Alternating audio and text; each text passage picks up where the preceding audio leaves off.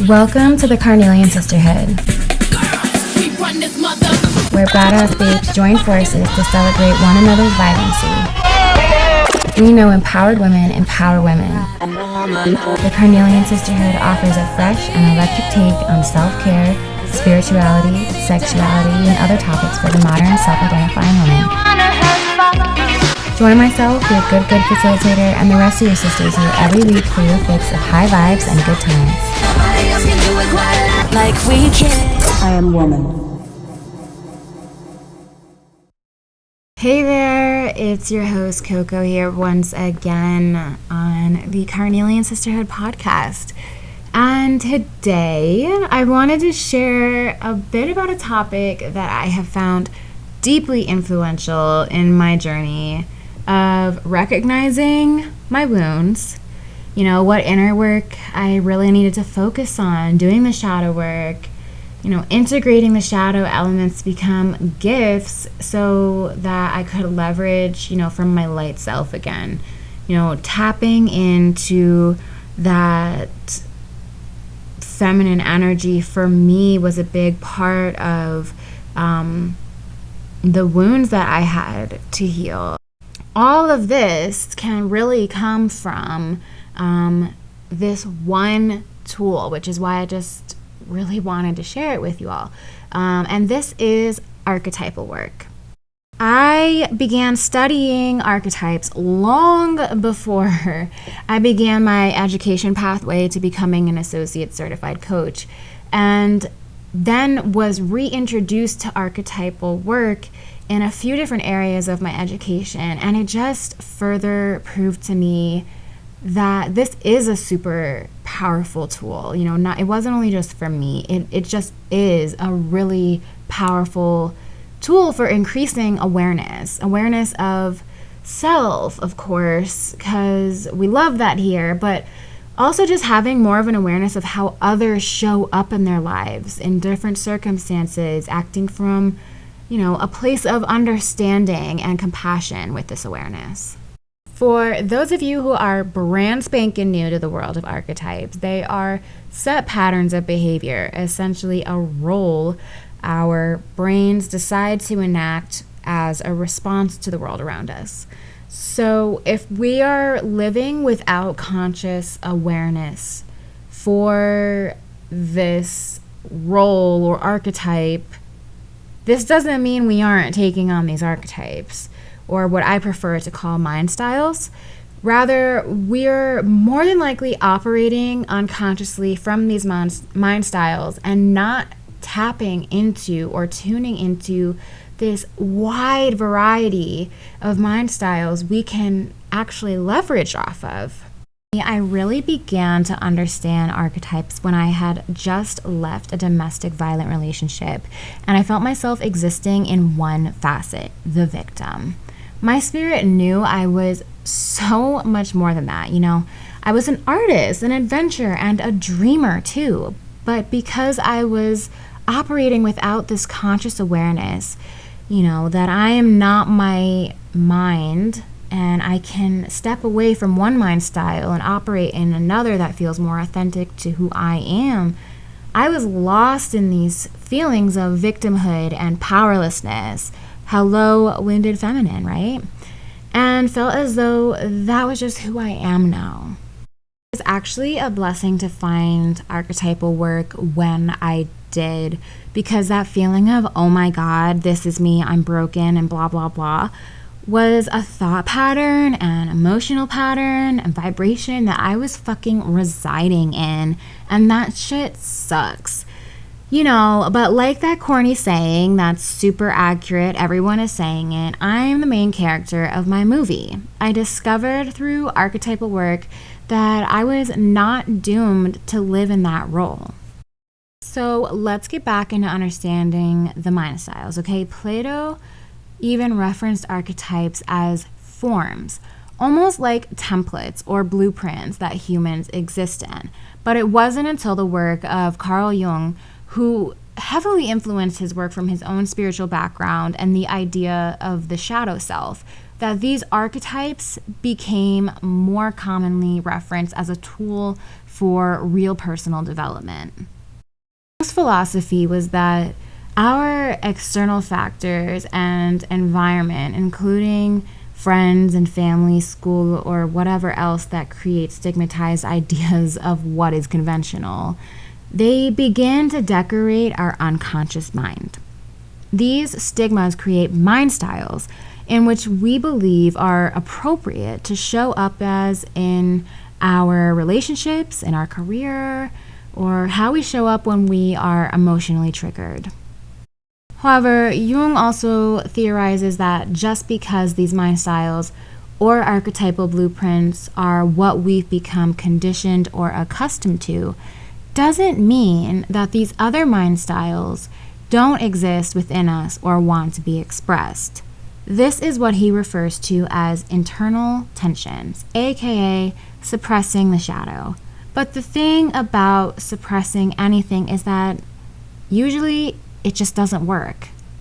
We know this to be true with our suppressed and repressed emotions creating dis-ease and therefore manifesting into physical ailments. Similarly, when we suppress these other ways of behaving, they eventually overpower us and make themselves known in one way or another, leaving us feeling mentally distraught, out of control, etc.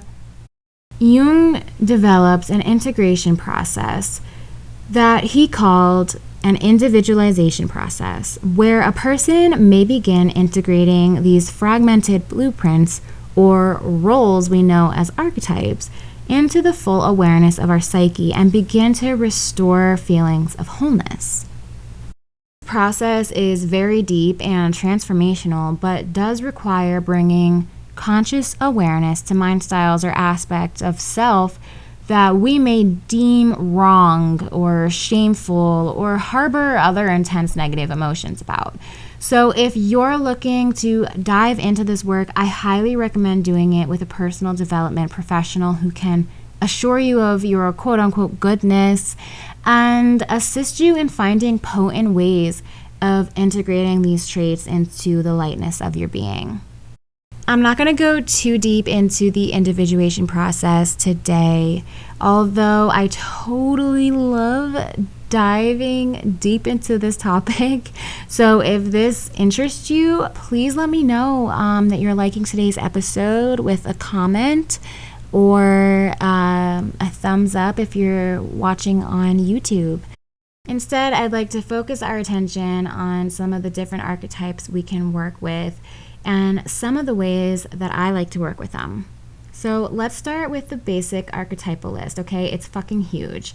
I am debating whether or not to make this a downloadable tool because holy cow, this thing is huge, but I probably will, so look out for that.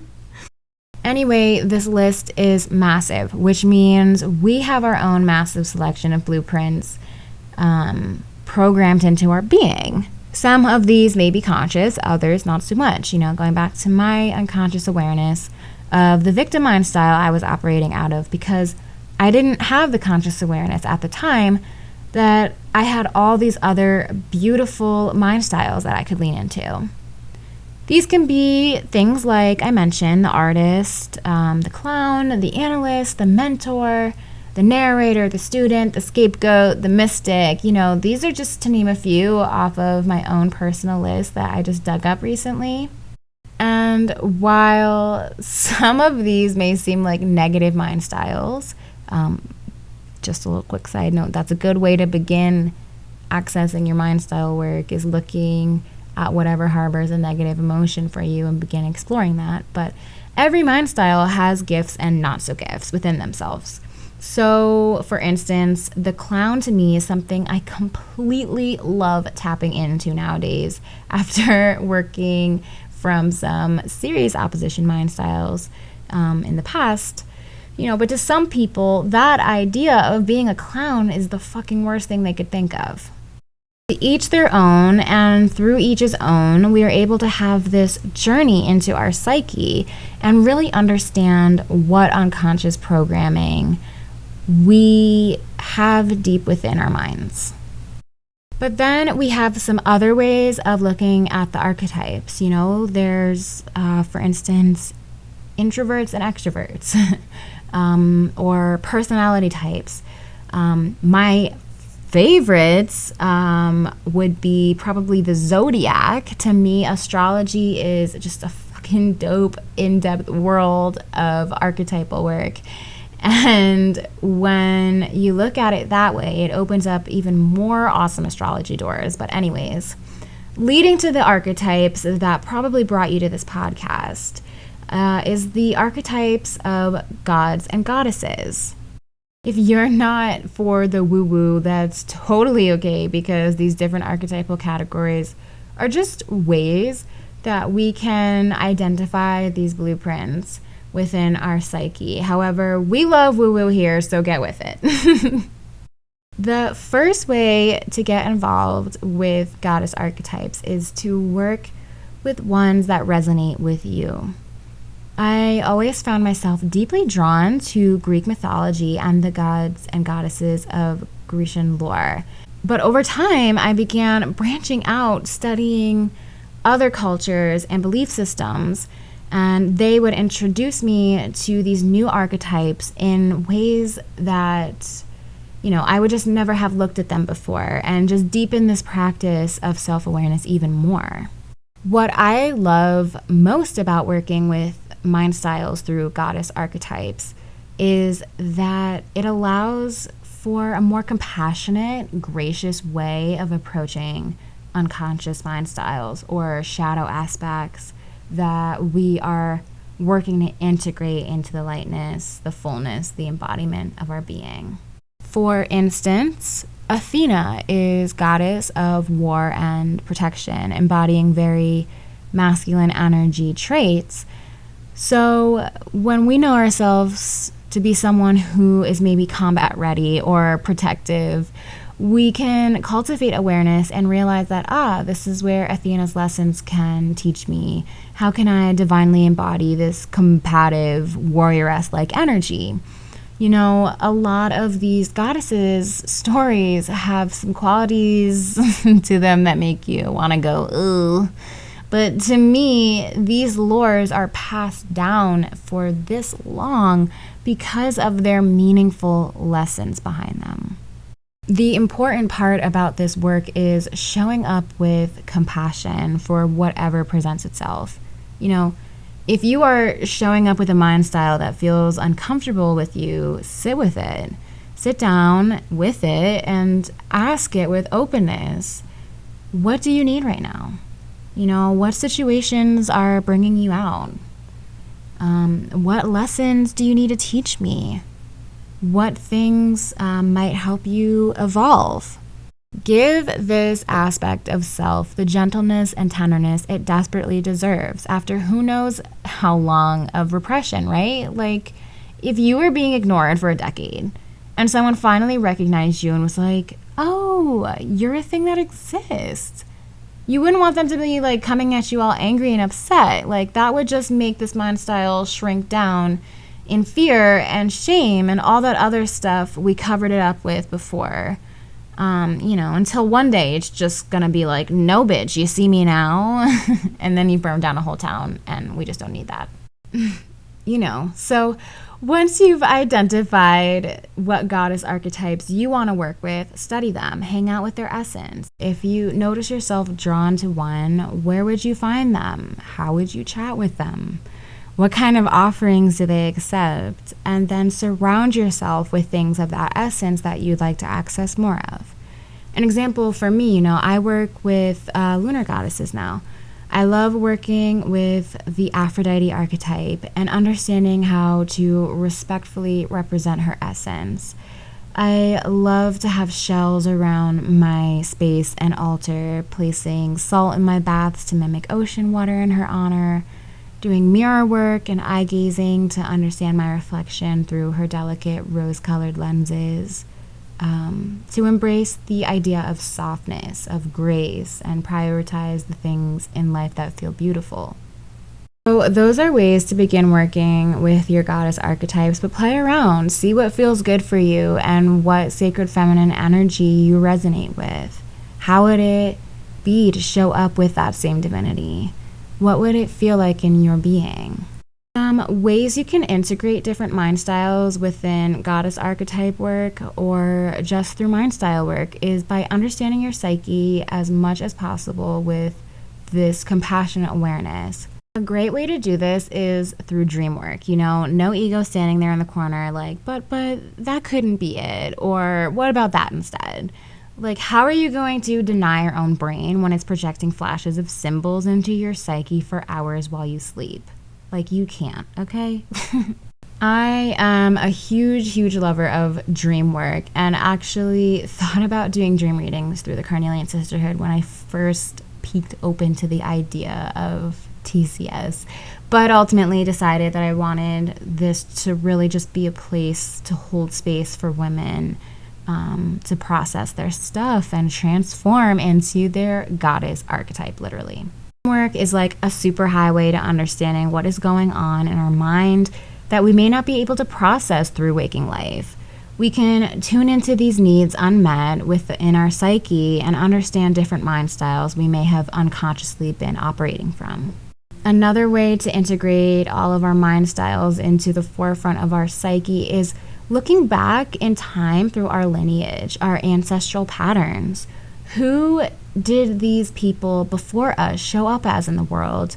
And which of these blueprints stuck within our being, our DNA, through all this time? Like I said in the last podcast, when we heal, whether it's our masculine or feminine, our father, mother, sister wounds, we are not just releasing these programs and frequencies that were binding us, but we're also healing our lineage too. All right, and one final way for today, like I mentioned earlier, the process of psychosynthesis, like that of Jung's particular individualization process, allows for us to evolve these unconscious mind styles into the forefront of our psyche, become more integrated and self-actualized through holistic practices like meditation, journaling, fostering more positive inner dialogue, developing spiritual practices like the ones I just listed, connecting to our inner and higher wisdom, work with a personal development professional like a life coach or a counselor to kind of round out all of these practices and kind of bring you back to that core why you really are doing the work, showing up for the work, to be work in it, is to be embodied, to be in your divine state of self. All right, this was a big juicy episode today for TCS, but for sure a topic that I think is really potent for personal growth and stepping into a more embodied self, which in my opinion offers access to these divine qualities and traits like we discussed last episode. I could go on and on about archetypes. I'm just fascinated by anything that really cultivates a lot of awareness, so us humans can navigate and function within the world. But I was so inspired by archetypal work that I developed a quiz to discover your TCS archetype. Discover which sister you show up as in your self-growth journey on www.thecarneliansisterhood.com/grow.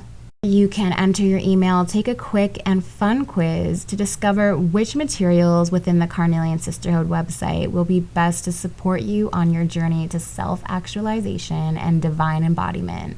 There will be more and more materials coming out each week, so be sure to check back on your quiz results often and share your vibrant results with the crew using hashtag TCS or hashtag TCS podcast, so we can celebrate your individuality and connect with you better.